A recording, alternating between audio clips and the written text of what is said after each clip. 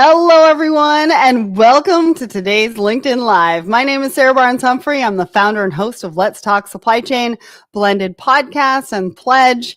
And I'm so excited to be collaborating once again with the team at Werner. Now, they've been featured on Let's Talk Supply Chain a number of times talking about what they do. So cross-border, dedicated freight, competitive advantage, and sustainability. And they've shared so many valuable insights with me already. So go and check out episodes 446, 460, 477, and 483, wherever you listen to the Let's Talk Supply Chain podcast, if you haven't already. So today we're taking on a brand new topic, and that's cargo theft. Now, it's a huge problem. Numerous experts who spoke to CNBC as part of a recent investigation said that the industry was under attack as they estimated losses close to $1 billion or more per year. And it's not just groups hitting trucks on the road. We're also seeing high levels of fraud as criminals leverage increasingly sophisticated technologies. So what can businesses do to protect themselves from costly attacks? Well, we're going to be diving into that today. Now, I'm joined by Jordan Strawn, and we're going to be exploring exactly why cargo theft is reaching record highs and how fraud tactics are evolving. We're going to be diving into the AI-powered tools and advanced technologies that businesses can leverage to tackle the problem, and how stakeholders are working together to prevent theft, recover stolen freight faster, and we'll be sharing how to build a scalable, technology-enabled cargo security strategy tailored to your network and your risk profile.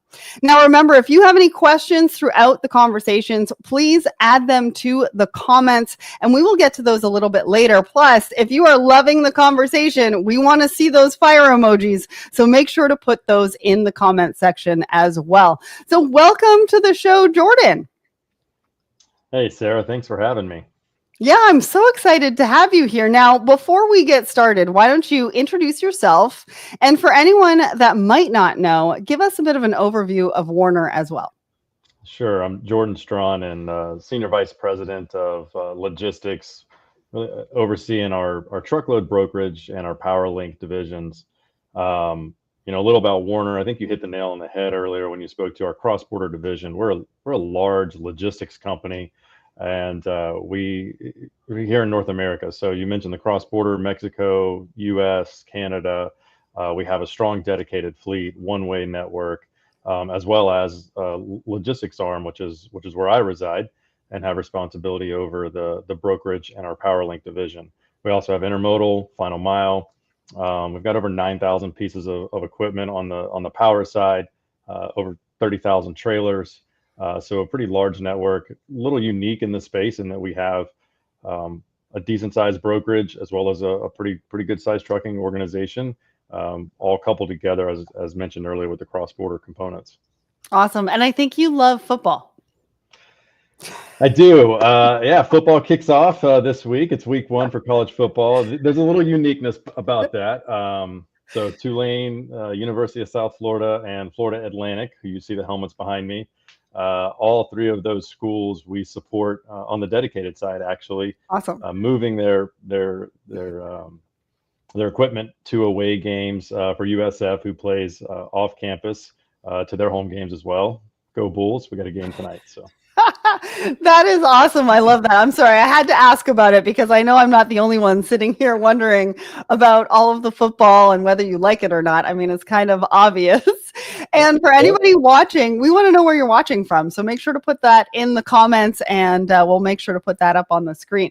Now, let's start talking about the landscape of cargo theft right now. Why do you think that cargo theft is on the rise? Well, I think there's some economics behind it. When we think about how much goods cost these days and the rise of the cost. And so I think people are willing to purchase, if you will, secondhand goods that might not have come from their traditional places where they go and buy things. So there's a market, even in the US, and then for sure, definitely outside of the US. And so I think that that market is driving folks to, like, there's a need for it, I guess, if you will. I say need, that there's somebody out there that's willing to buy it. So I think that's one component of it. And then, I also think that there's a really high increase in thieves that have noticed some vulnerability within the supply chain and the space. And there's an evolution of technology in an area that frankly has lacked in technology. And when there's a lacking of technology through that evolution, there's a lot of gaps as people integrate that technology. And I think they've identified that and are right now striking. Yeah, absolutely. Especially with the rise of what products are starting to cost. And we gave a couple of shout outs on screen. I want to give a shout out to Amber and Mike. Thanks for joining us today as well. Keep them coming, keep those fire emojis coming. All right. So, what types of products do you think that thieves are targeting out on the road? We just talked about how the increase of price of product is making the fact that cargo theft is on the rise. Is there a particular product? I mean, electronics, I would assume, because they are high value, but everything with the rise of costs is kind of a little bit more higher value now anyways. So what do you think about that? Yeah, I've been in the industry now 18 years, and it definitely started with the technology piece and the high value aspect. That was what was most vulnerable. Um, I think now, of course, that's a component for sure, and we still see that.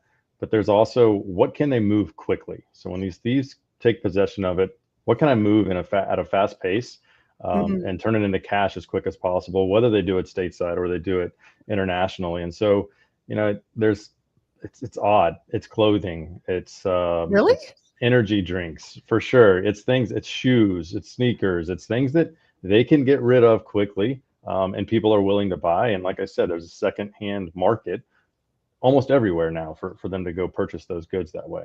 Well, and the energy drinks would have an expiry date. So yeah, they would have to get those. They Any sort of would, but food they're type not product. traceable. So if you think about what's traceable and what's not traceable, technology is very traceable these days. So it's hard to get rid of it. But an energy drink, nobody questions where it comes from when they That's purchase it. fair. There's an expiration date, sure, but you don't question how they get it. You That's just fair. consume it. Yeah. That's such a good point. But I don't think that it's just physical theft that is increasing. Can you talk to us a little bit about the rise of fraud and what some of those common tactics might look like as well? Because I've been hearing a lot about that. I think, I don't think it's called lost loads, but like it's like almost like ghost loads or something like that. Talk to us about the rise of the fraud, though. Sure. So when we think about, as you said, like the straight theft is what we used to see, where almost a smash and grab style, we're going to come and take the product, whether they open the trailers or they steal the whole truck. It's very sophisticated now. They're leveraging technology on the fraud side. They're taking advantage of the broker network, and that's the space that I live in. But they're taking advantage of it in a way that we haven't seen before in the past. There was the old double broker move that we most will talk Yes, about and say that that's was the it. problem, right? A double broker, right? So Yep. you're not really sure who has the load, who moved it, but in most cases, double brokering, the load would still deliver. There was just a hostage component where they wanted to get paid for that load. Now they've identified that they can go in and they can act as a true motor carrier, whether they spoof an email, they spoof a phone number. And the most recent one is they hack into that motor carrier's email address and they can legitimately act as them into the shipper, the receiver, or the broker, all via email. Wow. It's pretty impressive. It's impressive what they've identified and how they're doing it. The real scary part is it's technology for sure, but it's also understanding all the steps along the way that make it more difficult for us to continue to try to stay out in front of. So that's their most recent one. And if that doesn't make sense, if you think about how a load picks up, there's a communication from the shipper. Sometimes that's the customer of the logistics company or the receiver, but there's a communication with order information.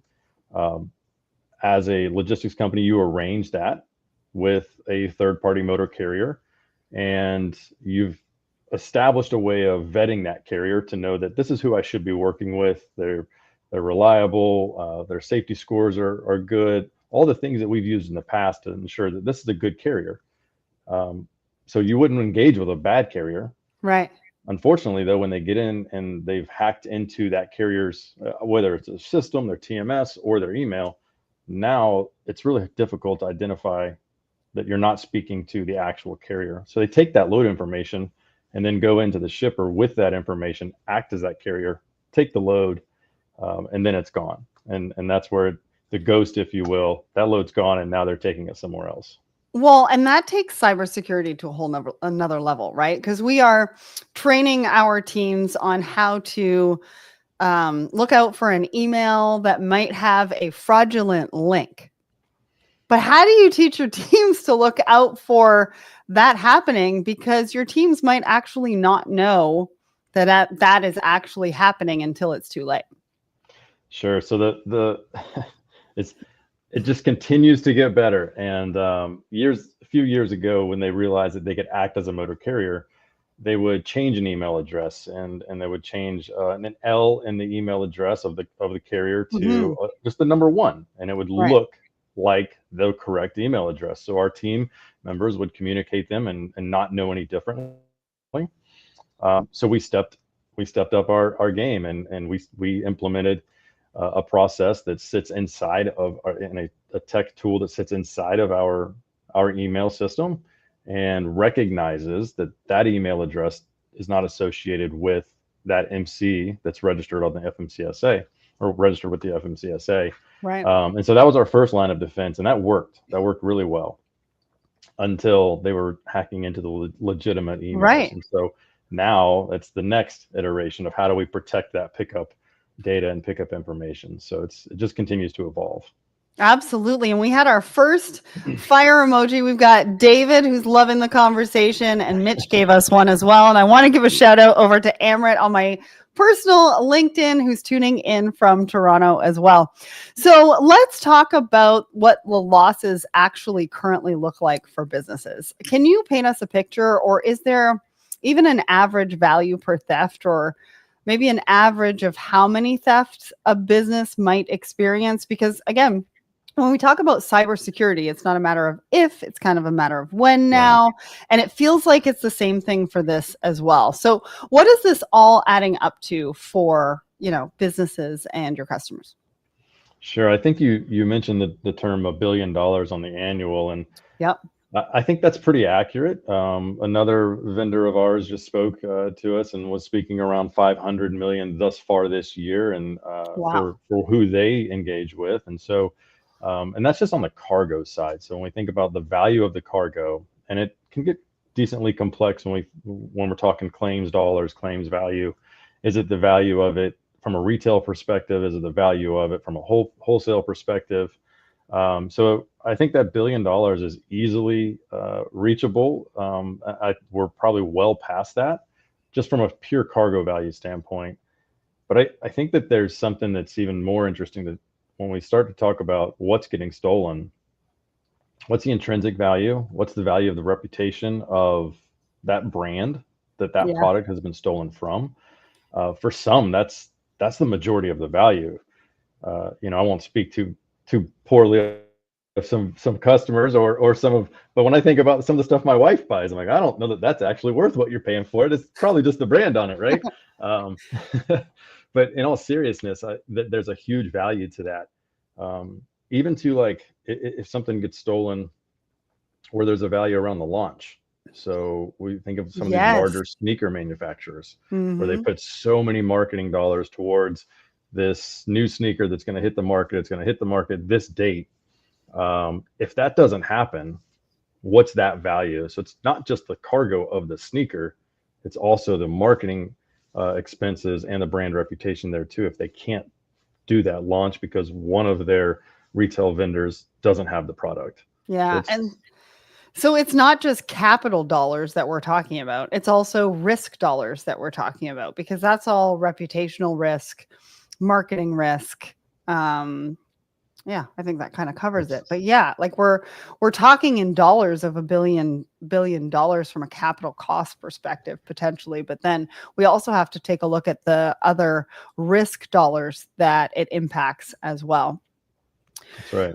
So, what are some of the other business impacts? I know we just talked about reputational risk. We talked about some of the marketing dollars going into it, but I also think about customer experience, right? But I'm sure there are a lot of other impacts as well. Talk to us about what else a company can feel when something like this happens. Well, I think from my perspective and what we feel is it's a tarnished reputation because our customers are trusting us that their freight's going to deliver Right. intact in the same way. So there's a huge Mhm. reputation piece that is tarnished, and the other is the disruption within the entire supply chain. If a load goes missing, sure the product is missing, that's problematic. Um, but all along the way, that supply chain is now having to change what their regular routine or their pattern or their process. And, in some cases, it's the product not arriving to the assembly line to be, met with the remainder of those pieces. So that entire assembly line has to stop. And so we're very sensitive to that. And one of the things that we do is we try to identify that with our customer. Is this a finished good? Is this a product that's going to go into an assembly line? If so, we take it off our proverbial assembly line and try to handle that differently so that we don't have those disruptions in their supply chain. So it's definitely the money. There's definitely the cost component to it, but it's the disruptions all along the way uh, Mhm. that people sometimes don't think about.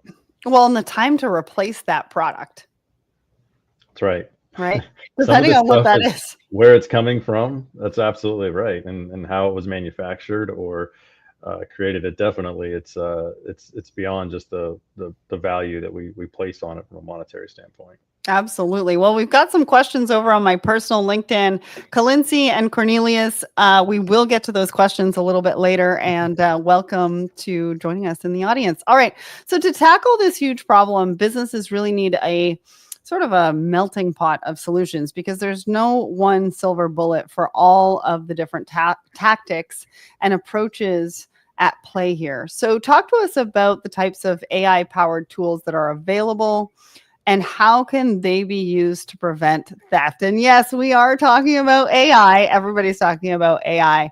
So I'm interested to see how AI is playing a role. Well, it's playing a pretty hefty role. I'll talk about it from two ways. There's on the side where before the theft happens, and then there's actually some new tools out there that's helping us after the theft happens for us to try to recover. So on the pre side, I mentioned early on that we do a lot of our carrier vetting process is pretty extensive, and we're leveraging AI to understand who it is we're working with.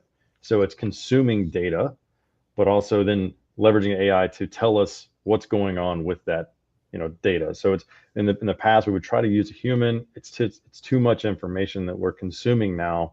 And what I mean is, from a simplest standpoint, does this even make sense for this motor carrier to want this load? And that's a simple question, but Uh-huh. based on what we've seen that carrier do internally in our network for us, if they're moving a load from Dallas, we typically see them in the southeast, and the furthest they stretch out is maybe out to the southwest, but then they want a load that's coming from the northeast going to the west coast. Does that make sense? And so leveraging AI to consume and really aggregate our information and tell us that doesn't make sense. And then pulling in that information too from third-party vendors as well, and then spinning it into that equation too. So we're leveraging some tech there on that side. Um, we are a Salesforce shop. We're pretty proud of it. We actually use Salesforce as our CRM, not just for customers, but also for carriers. So that relationship, we're spending a lot of energy and time and even money at creating digital relationships, if you will, with our carriers. Again, better understanding them.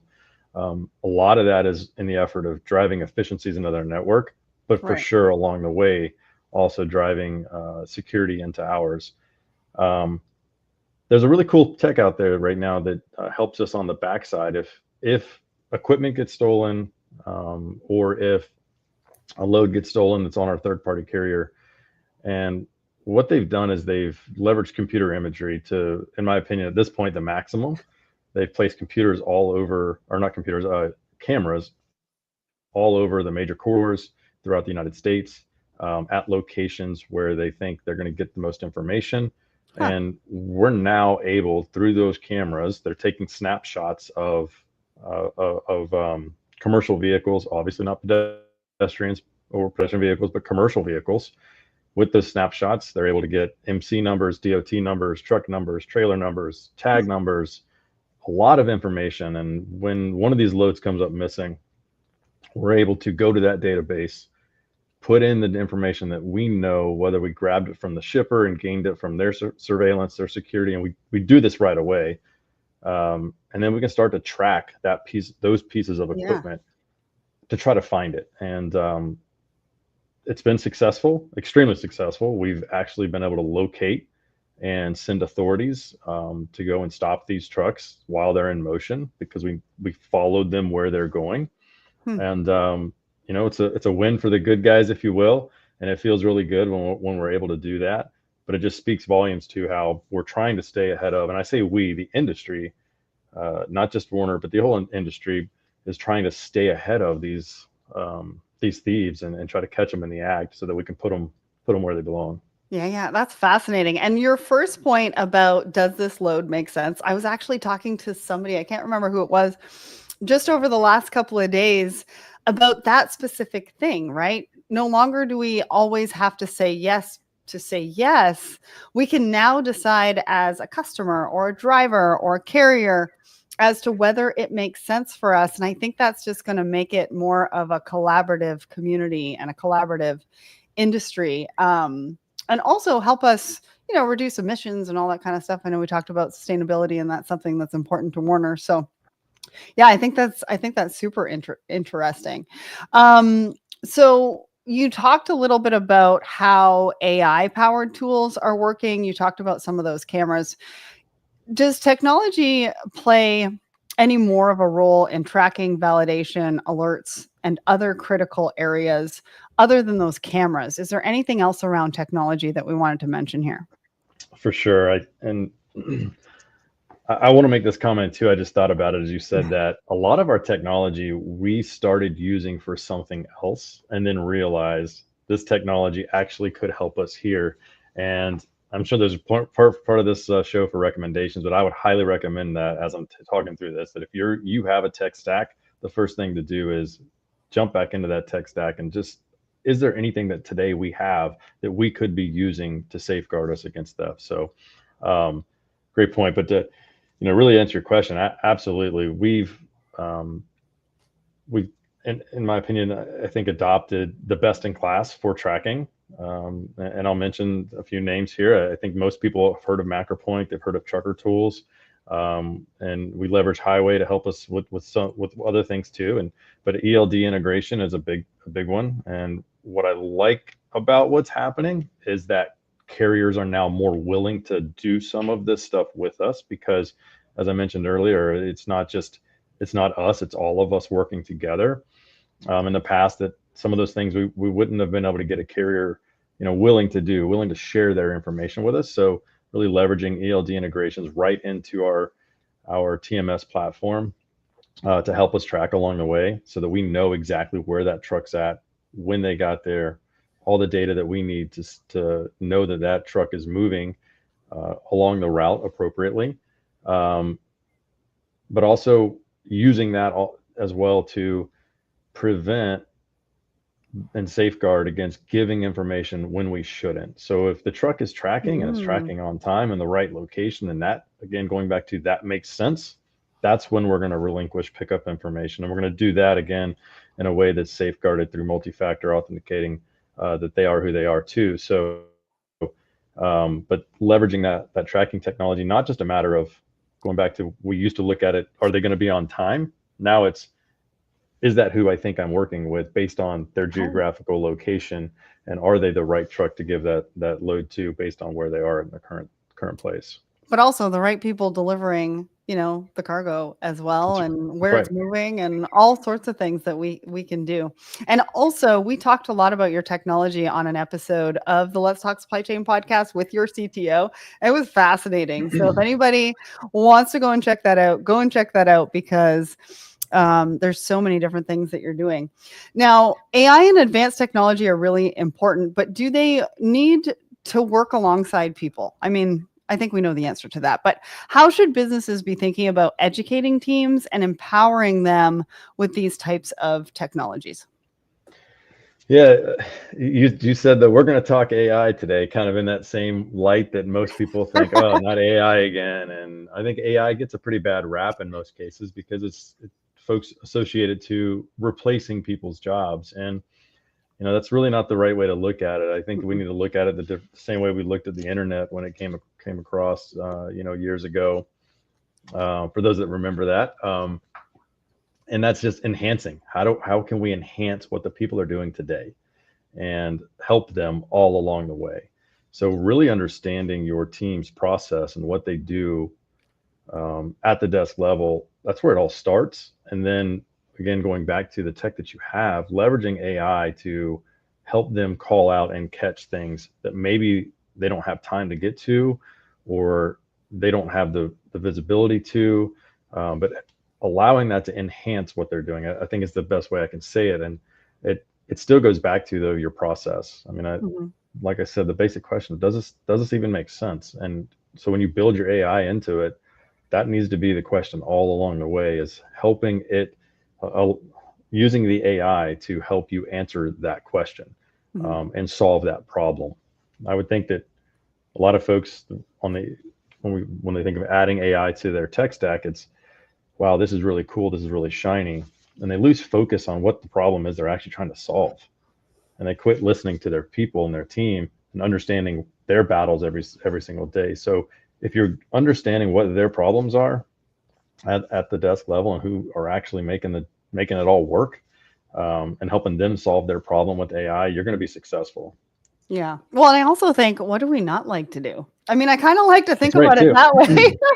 We're looking at processes and Yeah, what everybody's doing on a daily basis, and we all know what we like to do, but we also know what we don't like to do. And so, how can it help me eliminate some of that? absolutely. Now, the transportation industry, no, it's a big network. There are a lot of different stakeholders involved, like you've been mentioning throughout this discussion. Businesses are increasingly growing the number of partners they're working with as part of diversification strategies. And I think that's more around resilience. But that also presents a lot of risk. This is another risk factor that we didn't really mention before for cargo theft, right? Can you talk to us about the risk? um, and not necessarily knowing exactly who you're working with. Um, yeah, talk to us about that. Sure. So again, I'll answer it from my vantage point and my seat and what I'm responsible for. But when I think of who, I don't know who I'm working for. I guess I'll answer it both ways, actually. I'm going to speak to it from my team first, and are we working with a carrier that we should be working with, and do we know who they are? And I'll go back to that profile, if you will, that we build inside of Salesforce and our CRM, of what that carrier has done for us in the past, what they've told us they like to do.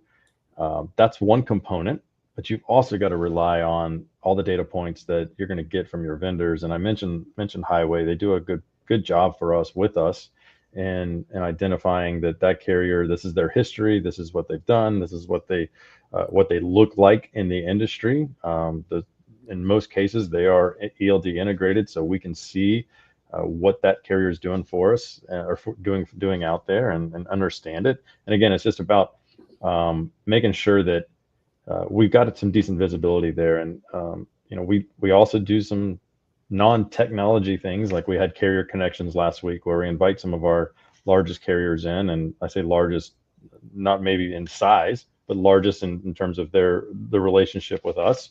And we collaborate and talk. And again, that's just another step for us to just continue to move forward and better understanding our partners. And then I think, if I were a customer, if I were a shipper, I'd want to understand who is managing my freight, and I would want to have some questions to help better understand, how it is they handle that freight and their process. And the good shippers do. The good shippers collaborate as well. There's a lot of them collaborating right now with us on this exact topic, where how can we work together and make sure that, uh, if somebody were to come in here and take a load that you didn't give it to, how would we be able to help you identify that? So, I think it's important that the communication has to continue to stay heightened. You have to talk, and you don't, just like this, like right away said we've been vulnerable. We've had loads that have gone missing, but we learn from those things, and so that's why it's important to continue to, like I said, communicate and work together and have the right questions to understand what it is they do and how they do it. Yeah, feedback loop or even collaboration is the future of business. I have it behind me. I've been saying it for years. I think people are probably tired of me saying it, but I'm going to continue to say it because I think it's super important and goes along with exactly what you're saying. We've got some great questions here on my personal LinkedIn. I want to encourage everybody in the audience, if you have a question, now's the time to put it in the comments. As we get through this conversation, we're going to be hitting up those questions in just a little bit, probably about 15 minutes from now. What do you think are the tools that businesses can leverage to help build profiles, validate third-party profiles, and make sure they're in, a good spot? Yeah, sure. I mentioned the first one really, and that's a good carrier qualification vendor. I've been fortunate enough to use quite a few of them. I dropped the one's name quite a few times now already. So I think that's the first step if you're in the logistics space and you're hiring third-party motor carriers that you arrange for to help move. So that's the main, is have that in your tech stack to help you with insights. And there's going back to the communication piece, they're going to tell you what they know based on what other people are feeding them as well. Mm-hmm. And so along those tools, most of them also will validate insurance, they'll validate their authority, and they'll Right. keep you connected. And I think that's critical too. It's one thing to validate it up front, but you've got to stay connected, and you've got to ingest that information every single day so that you know that they're still in good standing.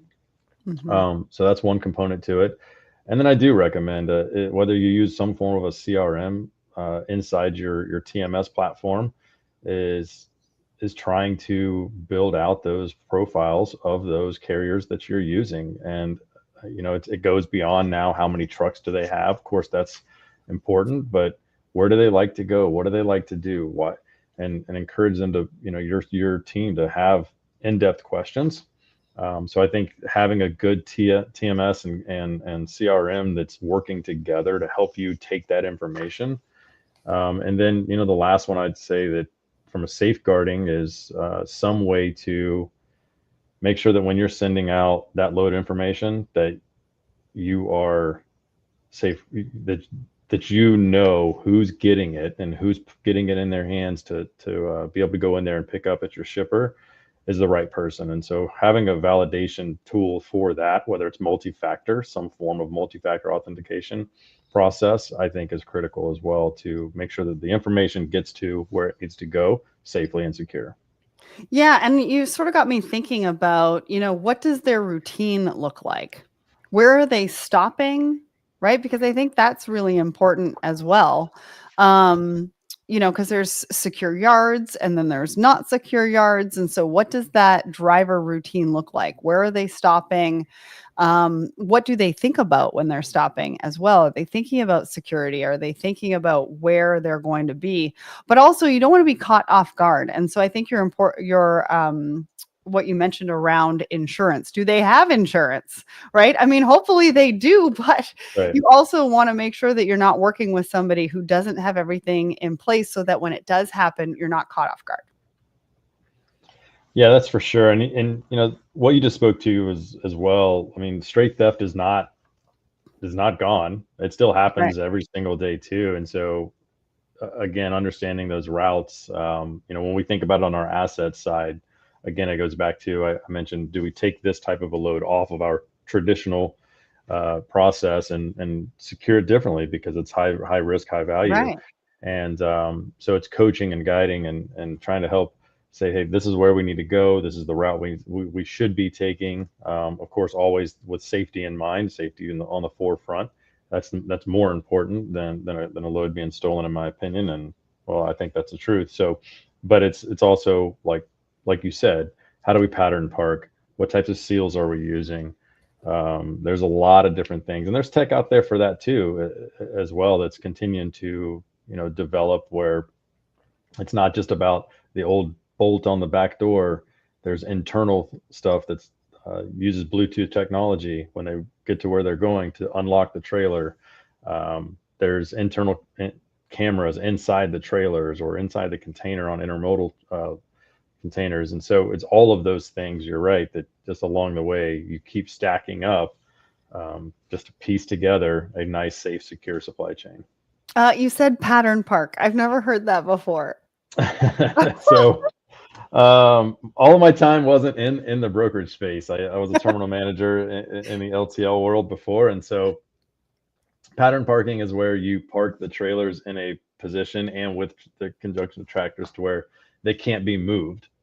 You have, it's just it's like a game of Tetris. If I put two loaded trailers back to back, they can't open the doors and get into them. So it's literally as simple as that, or it's parking tractors and trailers in front of a gate so that it's not easy just to get into the gate and take a load out. Yeah. So. And who said supply chain logistics wasn't fun? I mean, who doesn't like to play a game of Tetris? Well, if you're the weekend yard jockey responsible for getting the yard set up for Monday, they probably don't like playing Tetris. Oh, that's so funny. Is there talk to us about a high risk versus a low risk profile? Are there like any red flags or anything that you can look out for when you're doing this evaluation that you sort of go, oh, definitely don't want to work with that, or I really want to work with them? There's some things I'll probably not say, but no, come on, we're just friends here. There's not too many people watching. We definitely look at IP addresses, and so that's where we start to try to identify where third-party carriers, if they're associated somehow through an IP address, through a phone number, that's a red flag with a carrier that's been flagged already.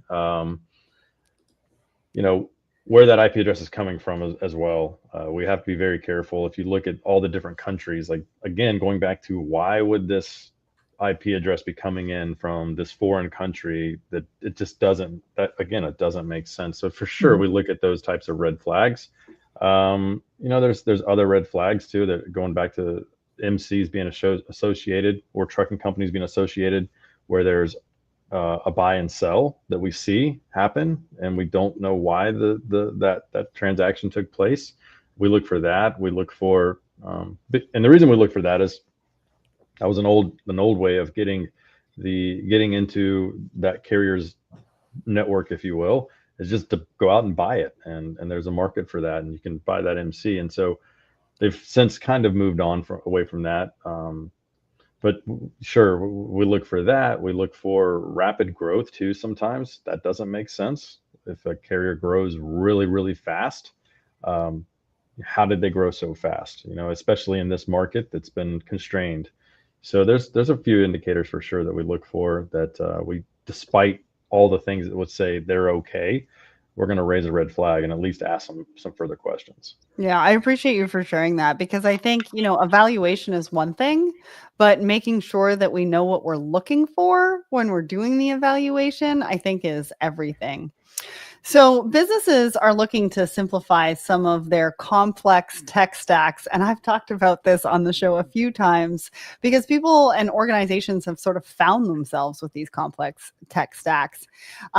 They're also seeking out more impactful solutions for the long term, right? The conversation around scalability has really ramped up. It's also around, all of this technology is coming at us fast enough. How do we keep up? How do we know what's the right way to go? So talk to us about why it's so important that businesses build a scalable security model. Yeah. So, I think I'll tackle the tech stack piece first, because I think that's what makes any of your processes or your technology not scalable, is when you get so fragmented that the tech isn't talking to each other. So I think compatibility amongst tech is your number one issue you've got to attack. And if you don't have compatibility, then you'll never get it working together, and you can't leverage the other components. So the compatibility piece is huge. But I'd also just focus on your vendors that you believe in, that you have the best relationships with. And as I mentioned earlier, even if they don't have the if they're not outwardly selling the ability to solution for the problem that you have, ask them. Like that's got to be your first way of attack. And then, you know, we have a product team here at Warner. Their number one job is to fully understand the products, and that goes back to asking the questions of our vendors. And that product team, that's all they do, is they get up every single day, they engage with the business team, and what do you need, how can we work together, what can we piece together for you, oh, that problem I think we're solving over here, and then putting it together. And you know, but all along the way, from a scalability standpoint, it's really important too, just as I mentioned earlier, don't lose sight of the issue. Like that's what you're Mhm. really trying to solve for, and don't make it too complex. The more complex we make it, we lose the scalability. And if you keep it consistent, um, but very process oriented, and I love the word intuitive. If we Mhm. think that this should happen, then it probably should, and Yeah. that will allow you to continue to evolve and scale with your customers. And then that's I would say the other component is meeting your customers, and in our case, meeting our carriers and our drivers where they want to be. And I think that's part of being intuitive, the intuitive process too, is if you don't know where they're trying to meet, you know, what they're trying to do, and you're not meeting them there with your tech stack, you're going to be left behind, and your stack's not going to be worth anything. But also, you're not going to be able to evolve along the way to continue doing business and grow with them too. So I think that's another piece of it that's just so valuable. I want to go back to the red flag piece because Alyssa just put in a question, and it's very timely to what we were talking about around the evaluation and the red flags. So, technology can't do it alone. How can carriers and shippers better train and empower teams to spot red flags and act quickly? I think it goes back to giving them technology that shows them things that maybe they've never even seen before, but then the training component. So um, the why is that important? If we see an IP address associated over here with something, why is that important? This guy's telling me everything's fantastic. No, I'm doing this because of that. it's Right. it's digging into those situations, training your team, and then arming them with the confidence and the conviction to stand their ground and say, no, this is what we're going to do.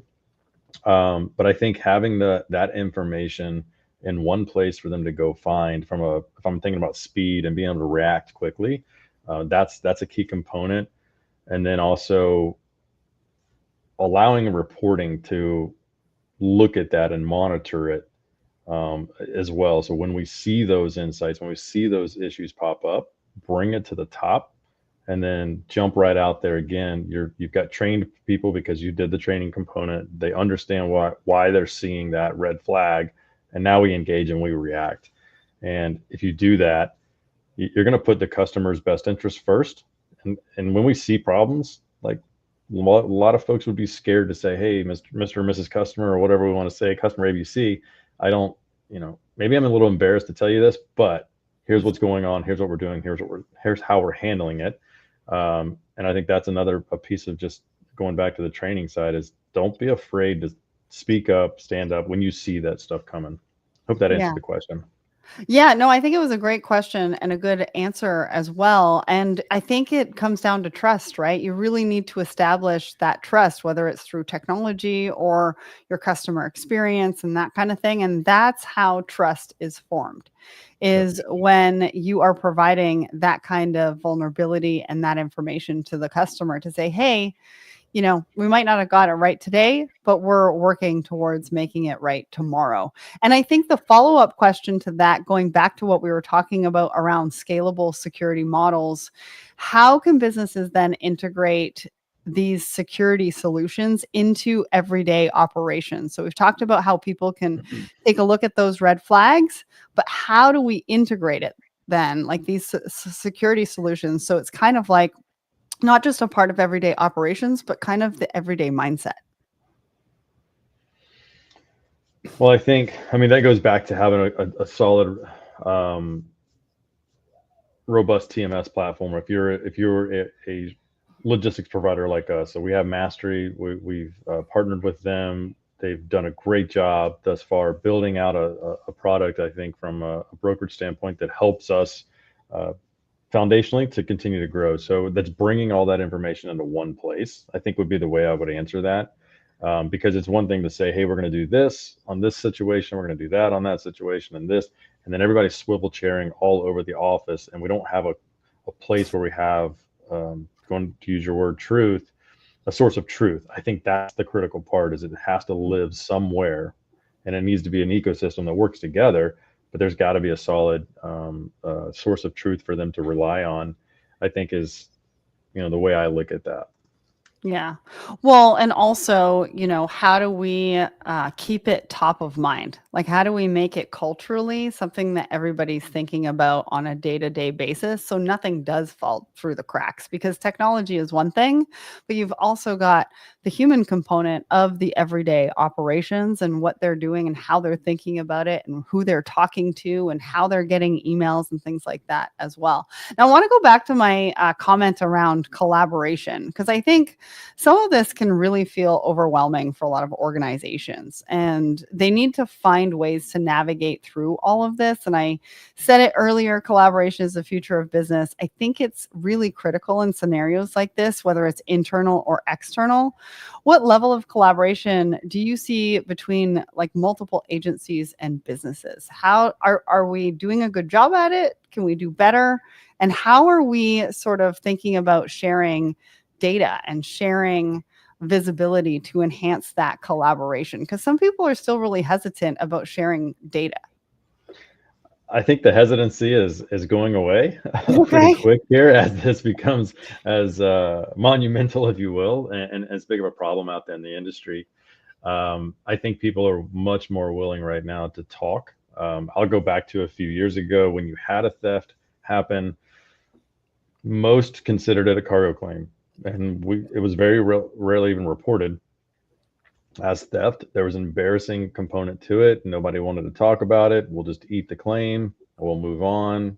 And until it became the scale that it is today, where it's now, as we talked about, all the reasons, it's disrupting supply chains, it's causing marketing issues, it's causing more problems than just a simple cargo claim. And now it's opened people up to, let's work together, and that's the shipper community, the carrier community, logistics, all in between, and everybody's focused on the technology side of it to try to help us blend all of that together.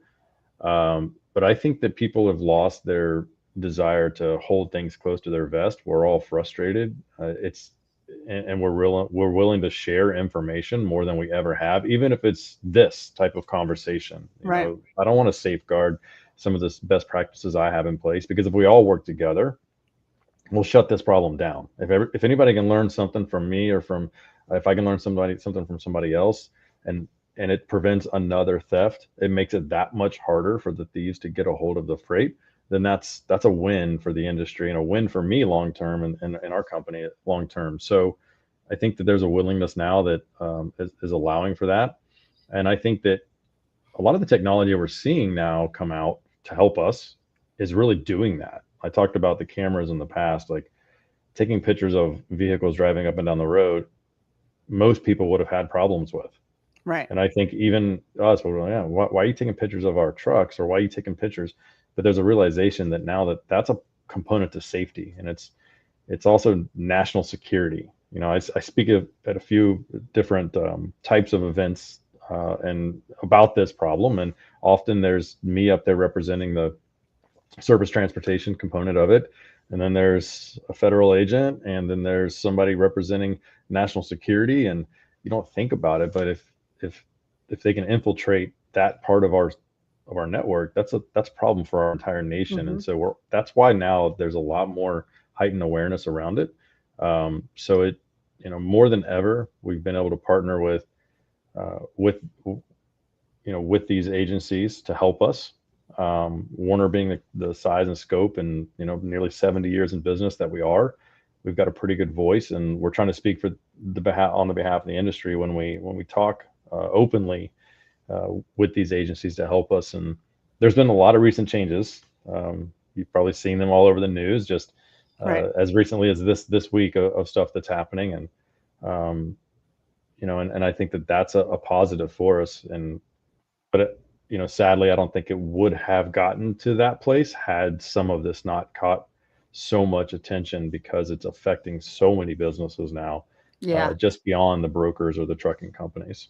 Yeah, it's so true. I want to acknowledge and appreciate that, because I think that true collaboration is going to start with the organizations within the industries who are willing to share the data and the best practices. And we're using these cameras. Why aren't you? And you've said it publicly today. And I think it's really important that everybody knows what resources are out there, so that, like you said, it's a win-win-win-win-win scenario, but it affects so many people. It affects people, professionals, supply chain teams, organizations across the industry. Now, I have kind of a similar question from two of our audience members. Cornelius, over on my personal LinkedIn, I think he's also a huge football fan too. So he gives a shout out about that. But they say, how can smaller logistics providers or startups adopt these technologies affordably?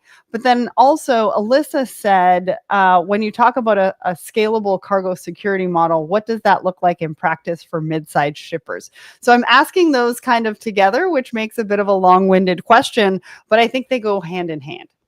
No, I think they do go hand in hand, because sure, Warner, I mentioned, we're a decent sized organization, to put it, I guess lightly. And so if I'm a smaller organization, I might say, well, I'm not Warner, I guess is the way I put that. But the reality is we're battling the same exact things that any brokerage or any logistics company out there is battling. And so the first thing I look at is, if I've been vulnerable and if I've had an event, or if I hear of an event, where in my process today do I have a gap? And that could be a process that you just have in your regular, routine of doing business, not technology enabled at all, or could be technology enabled. And a good example is, let's talk about their spoofing phone calls.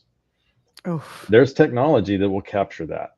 Mm-hmm. I can use technology today that will unmask that phone number that they've been able to mask and replicate, that's registered with the FMCSA, that historically I would think I'm speaking to the carrier based on this phone number sitting on my caller ID.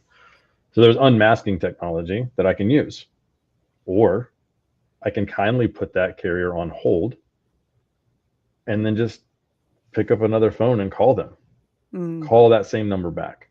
So I don't think you have to so heavily always rely on technology when you can afford it. And when I say afford it, when it makes you efficient enough to offset the cost, do it. Absolutely do it. And if it makes you better, do it. Until then, I think it really goes back to, if this were to happen to us, how would we have caught it in our process? And if you don't have a solution for it, can I solution for it with the current tech stack or the people that I have in place? And if I can't, then maybe I do have to go buy it. But I think that in most cases, you can start to figure out ways, any size business that you are, to either fix it with your process at the people level, or enhance that process with technology. So I think that's a great example, just to showcase how you can do it without necessarily the technology. And I think it's the communication and the conversations that we're having within the industry about what's working for you, but then also what can work for me, and talking to people who have been through that, to see what kind of insight like this that they can give you, like Jordan just gave us today. Now, I'm going to go to one more question, because I have another question for you before we go, and I want to finish at the top of the hour. Amber did ask, what are the best tools to utilize to proactively see the red flags? But I'm going to tag you in that afterwards to answer that one, because we've said a few things throughout the show. So I'm going to go to Shane. What measures are customer shippers currently implementing to support fraud prevention? Have they been open to adapting or refining their processes to enhance security? Yeah, great question. So from a great guy as well. So shout out to Shane. Shout out to Shane for that one. Shane knows this all too well. So yeah, the collaboration has been, historically, it was really all on the broker to ensure that the right truck, the right driver, the I say broker, logistics company, carrier, whoever, is going to the shipper. So the shipper had, I would say, limited, exposure in that event, because there was a trust that if they have the pickup number and they got it from them, then this must be the right truck. Going back to the sophistication, they're getting into a logistics company, a shipper, they're getting into somebody's system, figuring out the pickup information, and then they're sending in a piece of equipment that doesn't match what the logistics company has. And what I mean by match, it doesn't have the right truck number. It's not the right carrier. It's not even the right MC that should be there to pick it up. The driver name doesn't match. The trailer number doesn't match. So some of the things that the shippers have implemented, and I think it's fantastic, is helping validate that driver, that truck, that carrier that's supposed to be there based on who the logistics company arranged to pick that order up is actually there. So they've taken a step in the right direction and really validating that, helping us along the way. And then most importantly, when it doesn't match, actually doing something about it and communicating that back. It's one thing to say, it's supposed to be so-and-so, but it was actually not them, the different driver. They told me that, I got this load instead, and they're not going to be able to pick it up. That used to be an acceptable answer back before all of this was at the height that it is today. That's not an acceptable answer anymore. So there needs to be a validation step. And our, the shipper community that we work with has really stepped up and started to help us with that. And I think, again, that's the communication, collaboration, and everybody working together. And if you think about how simple that is, there's very limited sophistication technology in that. It's just legitimately is truck number 123 from carrier ABC with Jim Smith coming across the line there. That's who is supposed to be there. And so but it is pretty neat to watch that collaboration and see those changes the shippers are helping us with. Awesome. I love that. So one quick question, because I know we've got to wind this down. What's only one thing you'd like our listeners to go away thinking about or taking action on from the discussion today? Well, I think anybody listening knows that we got a problem. The one thing I would say is the minute you feel like you've got it all figured out, that's as cliche as it can get, but it's 100% true. When you think you have all the answers, when you think that you're not vulnerable, whether you're a carrier, a broker, or a shipper, you may think my freight nobody wants. Probably somebody's going to want it. Because it's something they can get rid of. If you think you're a broker and you've got all the answers and no, I don't have any stolen loads, you may not know that you have stolen loads. So you might want to go back and check and validate that none of your loads have been stolen. And if they haven't, somebody's going to try. And then on the carrier side, I would say that when I think about in my world, that's kind of the flow is what role do I play in all of this, and how can I help as well? Because at the end of the day, it's going to affect them too in the long run and change the landscape and the way that we all do business. So it's us working together. But I would just say, don't think you're in this alone, and definitely don't think that you're not in this as well. Yeah, I love that. Well, when we talk about the industry being under attack and the types of numbers involved, it really is scary. It's a worrying time for businesses, but they don't need to feel powerless. The insights that you, Jordan, have shared today around AI tools, red flags, collaboration, education are so valuable in helping businesses evaluate their risk and move from a reactive to a proactive approach to tackle that. So if you want to take back control and build strategies for effective, scalable security and theft prevention, check them out at werner.com.